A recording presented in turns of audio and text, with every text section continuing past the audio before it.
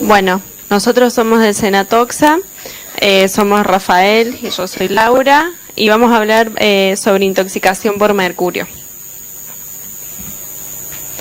Bueno, empezamos con un breve repaso sobre el mercurio, porque es importante tener presente ante una intoxicación por mercurio con qué forma química, a qué forma química estuvimos expuestos, porque tenemos diferentes formas químicas y cada una va a dar una clínica y una intoxicación diferente, porque cada forma química tiene una estructura, una liposolubilidad diferente y algunas son más fácilmente difusibles que otras.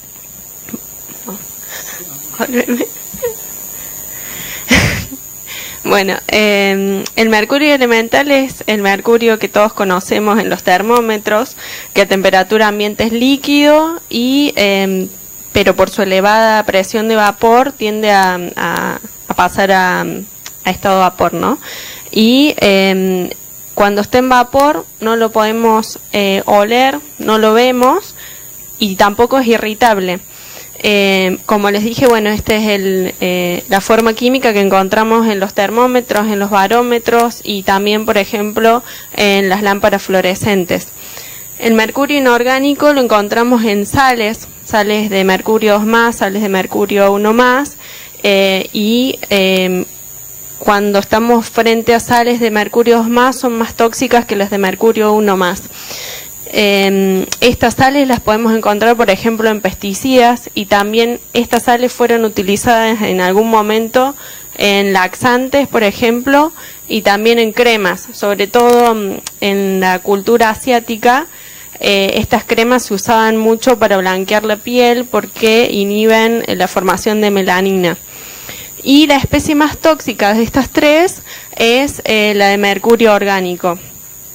Tenemos, por ejemplo, el metilmercurio y el etilmercurio, son del mercurio orgánico más conocido. El metilmercurio tuvo mucha importancia en un caso muy conocido de intoxicación masiva que fue en Japón, en la bahía de Minamata, donde una fábrica que utilizaba mercurio lo vertía al agua, a la bahía, y bueno, fue bastante grave porque en ese momento hubieron más de 1.000 muertos y más de 12.000 personas afectadas.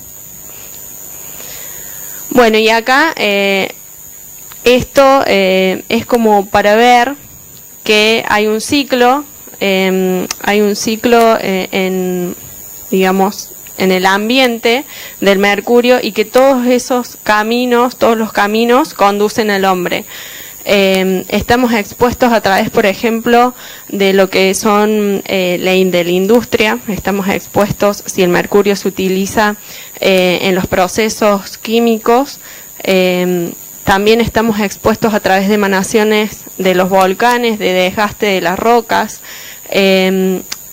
De esas fuentes pueden llegar al agua, y en el agua el mercurio sufre una transformación a través de unas bacterias que lo transforman en metilmercurio. Ese metilmercurio se deposita en los tejidos de los peces y a su vez en la cadena trófica acuática se va biomagnificando y bioconcentrando, o sea que el pez más grande tiene mayor concentración que los peces más chiquitos, y llega al hombre si el hombre consume ese mercurio. Y si recordamos, el metilmercurio, la especie orgánica, es la más tóxica de todas. Entonces, de esa manera le está llegando al hombre la forma química más tóxica del mercurio.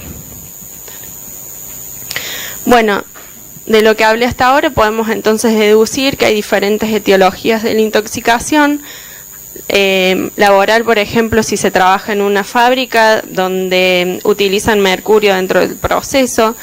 Accidental, si se nos rompe un termómetro, por ejemplo. Ambiental, a través, bueno, del desgaste de rocas, como les dije antes, también cuando hay erupciones volcánicas. Alimentaria, a través del metilmercurio, si consumimos el pescado que está contaminado. También hay una etiología intencional suicida, de gente que, por ejemplo, consume el mercurio en estado líquido buscando, digamos, matarse. Y, bueno, iatrogénica, por ejemplo, con el uso de las cremas para blanquear la cara, ¿no?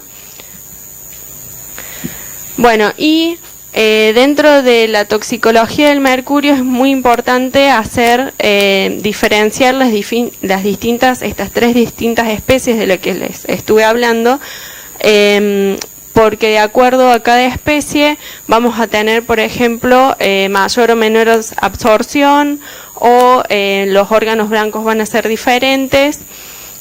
Por eso acá siempre los voy a diferenciar. El mercurio elemental, por ejemplo, en estado líquido, si se lo consume, no tiene una buena absorción, solamente se va a absorber aproximadamente un 10% de lo que se consuma, porque en el estómago se forman gotitas y eso impide de que se pueda absorber, y de esa forma, como estado líquido no tiene buena interacción con moléculas que sean importantes para que lo transformen y se pueda absorber, ¿no? Sí es importante si estamos ante un mercurio elemental en estado vapor. Como les dije antes, estos vapores no los vemos, no tienen olor, son altamente difusibles, pasan las membranas muy fácilmente y son muy solubles en lípidos. Cuando hablamos de sales de mercurio, o sea, mercurio inorgánico, son solubles en agua y la forma, digamos, de mayor absorción va a ser a través del sistema gastrointestinal. Y el mercurio orgánico, que como les dije es el más tóxico, tiene buena absorción por todas las vías, y algo que es muy importante es que también puede atravesar la barrera placentaria y lo encontramos en leche materna incluso. Bueno, todos se van a distribuir en glóbulo rojo o en proteínas plasmáticas. Lo van a hacer, digamos, con mayor o menor afinidad. Por ejemplo, el mercurio elemental se une más al glóbulo rojo y así se distribuye. El inorgánico prefiere hacerlo a través de las proteínas plasmáticas, y el mercurio orgánico lo hace el 90% unido al glóbulo rojo.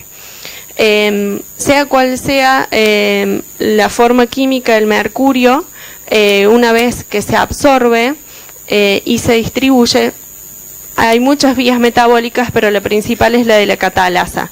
La catalasa lo que hace es transformar, oxidándolo al mercurio, en mercurio 2+, y esa es la manera en la que después va a poder eliminarse del organismo, y así es como lo encontramos nosotros en orina.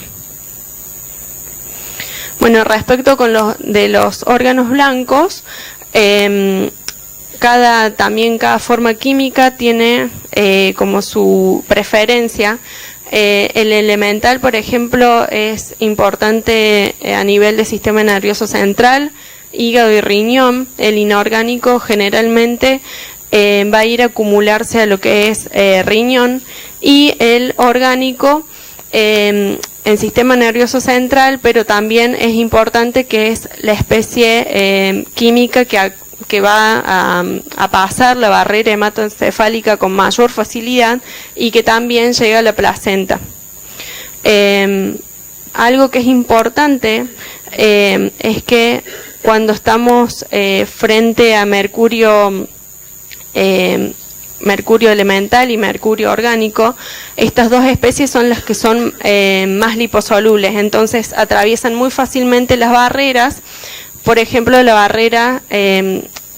atraviesan fácilmente las barreras en el cerebro y pueden entrar al sistema nervioso central más fácilmente, y adentro del sistema nervioso central lo que les sucede es, como les comenté, se encuentran con la catalasa, y la catalasa los carga, ¿sí? lo oxida, lo transforma en mercurio 2+, y una vez adentro del sistema nervioso central, con esa carga no puede volver a salir. Entonces tiende a acumularse en el sistema nervioso central, y lo que sucede es que va a estar ahí un tiempo, digamos, bastante largo, y como las manifestaciones también van a ser más largas en el tiempo. Bueno, la catalasa, dije, como les comenté antes, lo transforma en mercurio 2+, y el mercurio de esa forma va a ir a actuar, ¿sí? El mercurio se puede unir a lo que es el azufre de los grupos sulfidrilos y así actúa, por ejemplo, en lo que es los sistemas enzimáticos, hace una inhibición bastante masiva. Entonces, si nos ponemos a pensar, hay muchas proteínas, muchas enzimas que tienen grupos sulfidrilos, entonces esa inhibición y su forma de actuar va a ser también muy masiva, ¿no? Inhibe entonces muchas enzimas. Con respecto a lo que es el sistema inmune, produce disminución de anticuerpos, pero también está visto que, por ejemplo, puede disminuir la funcionalidad de células T, disminuir la funcionalidad de natural killers, y también tiene como una tendencia a un desequilibrio en las células TH1 y TH2 que favorece la autoinmunidad. Bueno, y con lo que es, por ejemplo, también se une a lo que es proteínas, y se ha visto que a sistema nervioso central, por ejemplo, hace cambios morfológicos porque desnaturaliza las proteínas. Bueno, y se elimina principalmente por riñón como mercurio 2+, y el mercurio orgánico, que es el más liposoluble, lo podemos encontrar también en lo que es leche materna, como les dije antes, heces, bilis, y es el único, la única forma química que sufre ciclo entero hepático, y eso también favorece a que su vida media aumente. Las otras formas químicas tienen aproximadamente una vida media entre 30 y 60 días, y el mercurio orgánico es un poco más larga la vida media, aproximadamente 70 días. Bueno, con respecto a lo que son manifestaciones clínicas, el mercurio elemental produce más que todo efectos a nivel sistema nervioso central y pulmonar, a lo que en pulmones causa una neumonitis, y en el sistema nervioso central produce sobre todo temblores. El temblor que produce comienza siendo un temblor muy fino que solamente se puede evidenciar cuando el paciente intoxicado tiene sus brazos extendidos y con los dedos abiertos, pero después va evolucionando a un temblor más grueso que termina afectando al paciente en sus tareas cotidianas, como agarrar un vaso, por ejemplo, o escribir. No puede hacerlo. Las sales de mercurio, el mercurio inorgánico, +1 y +2, también produce en el sistema nervioso central temblor, pero lo que es más marcado es a nivel gastrointestinal. Bueno, dijimos que estos generalmente se los ingiere, son sales que son hidrosolubles, entonces lo que hacen es irritar toda la mucosa gastrointestinal, también precipitan proteínas del tracto gastrointestinal y producen vómitos y diarrea. Algo que es importante con respecto a esta forma química es que producen acrodinia. La acrodinia también se conoce como enfermedad rosa, porque son una serie de síntomas y signos que generalmente lo que le sucede al paciente intoxicado es que tiene las palmas de las manos y de los pies rosas, tiene ulceraciones, escamas y mucha sudoración. Bueno, y con respecto al mercurio orgánico, los síntomas son más en el sistema nervioso central, y bueno, con parestesias, ataxia, temblor, disartria, y también, como les comenté antes, está evidenciado de que hay cambios morfológicos en el cerebro.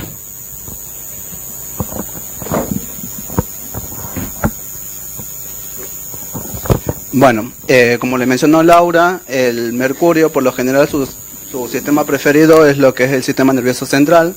Nosotros acá vamos a describir brevemente lo que es el tratamiento, que lo que realmente es una incumbencia más médica que bioquímica, pero sería interesante más que nada que lo sepamos.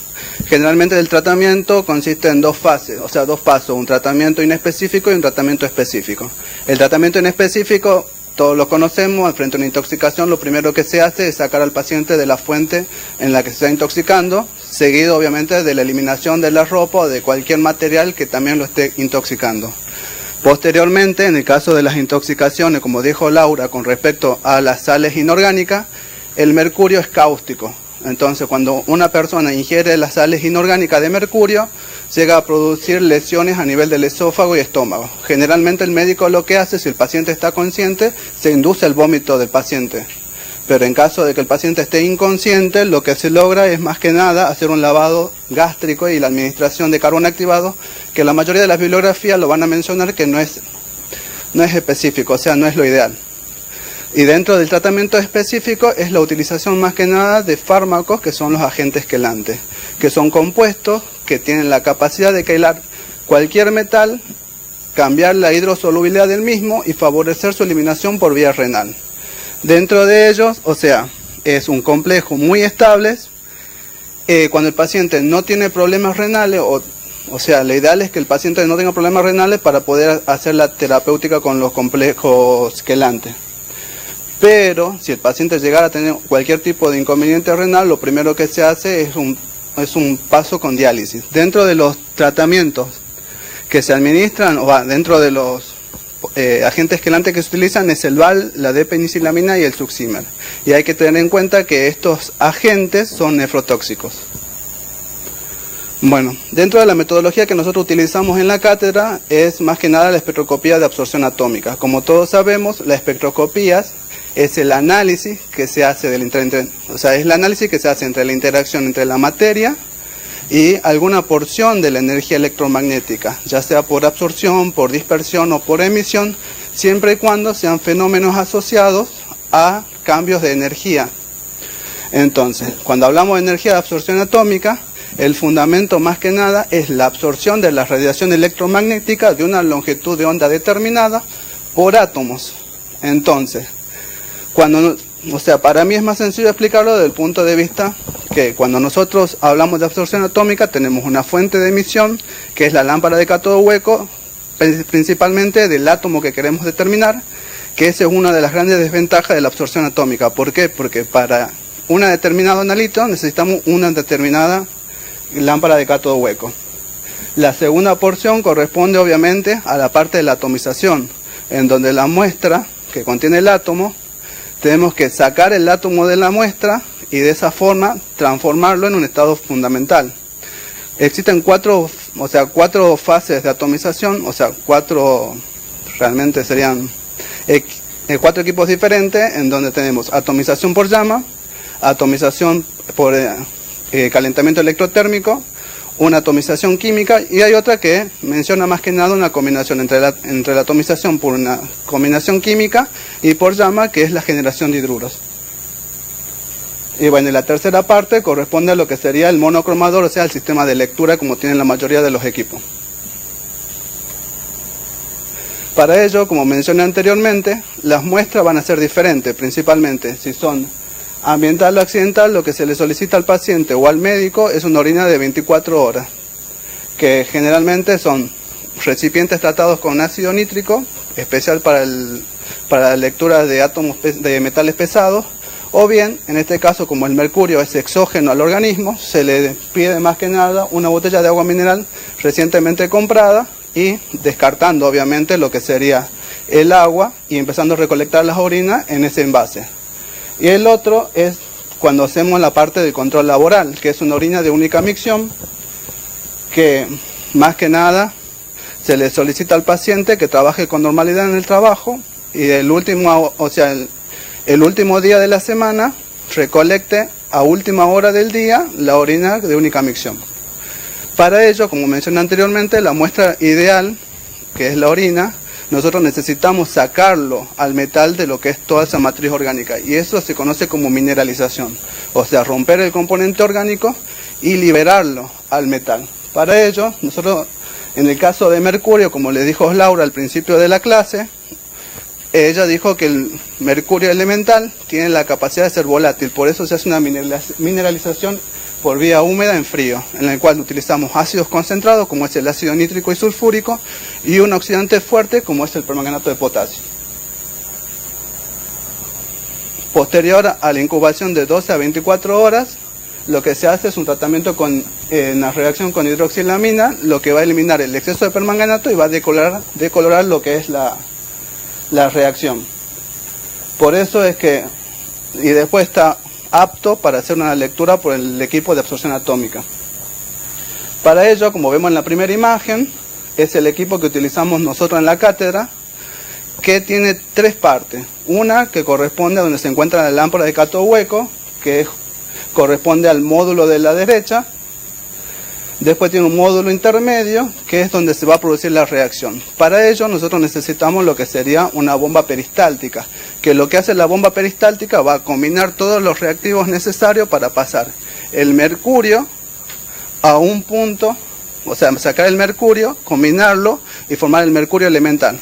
Para ello la bomba peristáltica está previsto por nitrógeno. El nitrógeno es un gas carrier que va a permitir llevar todo lo que es el mercurio elemental a lo que sería la celda de reacción, que es la celda que mostramos al final.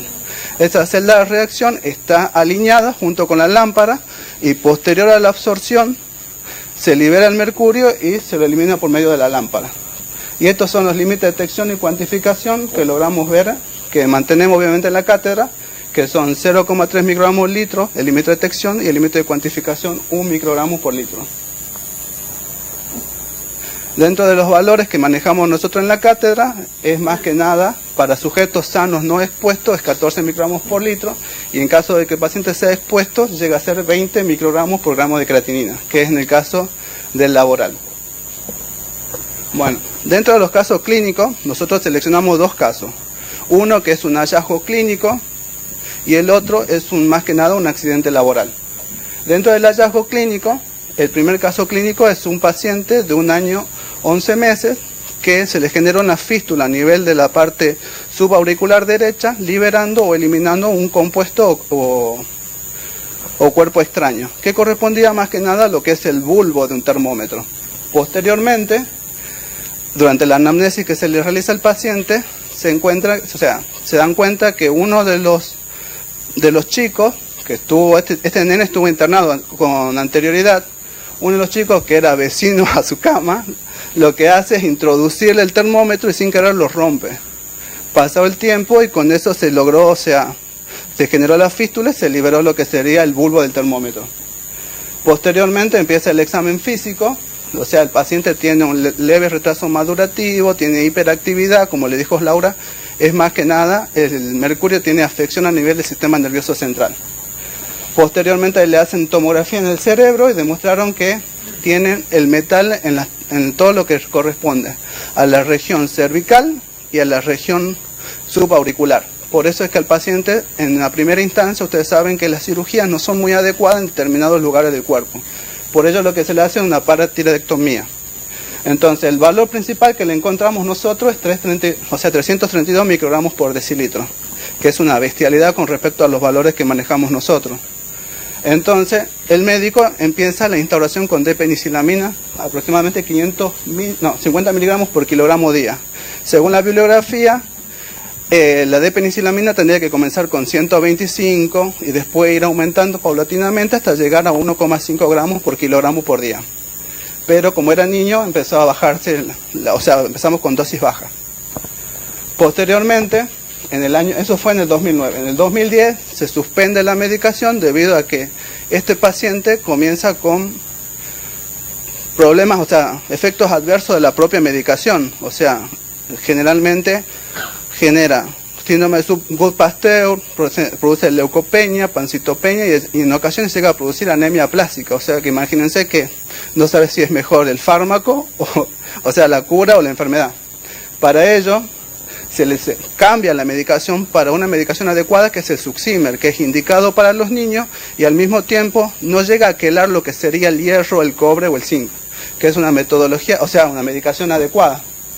Por ello, reinicia el tratamiento en enero y... ¿por el otro gráfico? Sí. Y ahí obtenemos estos valores.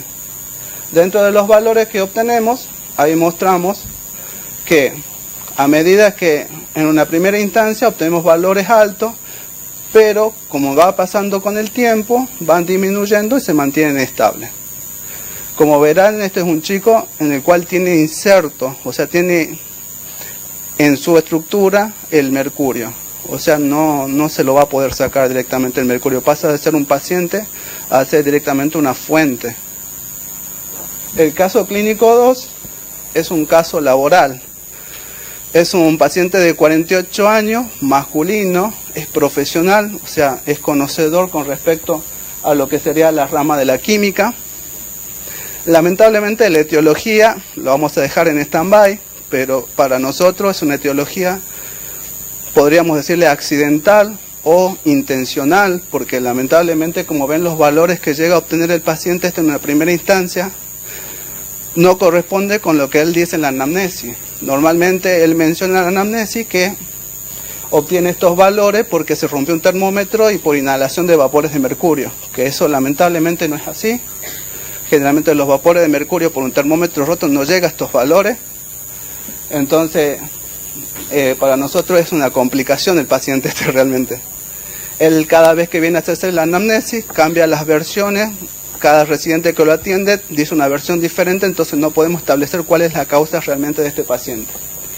Entonces, el paciente refiere actualmente temblor distal fino, polineuropatía en manos y también en extremidad en las piernas, en forma de guante.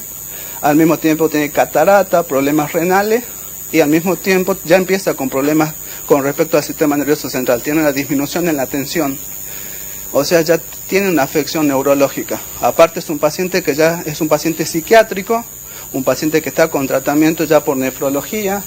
Es un paciente realmente complicado. El paciente, en un principio, como ven en el gráfico, los primeros 2 puntos, es como se le dice, el paciente al ser laboral se lo saca de la fuente y lo mismo sigue presentando valores de mercurio alto. Por ello se empieza con el tratamiento de D-penicilamina, con lo que se logra ir eliminando paulatinamente y disminuyendo los valores de mercurio. Que aunque ustedes no lo crean, actualmente no se puede disminuir más del último valor que tiene. Es más, creo que el último valor que se lo hicimos hace una semana llega a tener 76 microgramos por litro, a diferencia del último que es 85, y ustedes saben que hay muchas diferencias significativas. Bueno, y eso es la presentación de los 2 casos clínicos. Le queríamos agradecer a ustedes porque la verdad que se quedaron esta tarde. Agradecer a la gente de Corevio que nos da esta posibilidad de poder, o sea, dar estos tipos de seminarios, al mismo tiempo repasar con respecto a estas disciplinas de la bioquímica. Agradecer a toda esta gente extraordinaria que tenemos en esta foto, que en todo momento no solamente se preocupa de lo que es con respecto al crecimiento educativo, al crecimiento académico, sino que también se preocupa por nosotros. Y bueno, agradecer a la doctora Sassone y a Agustina por estar presente acá.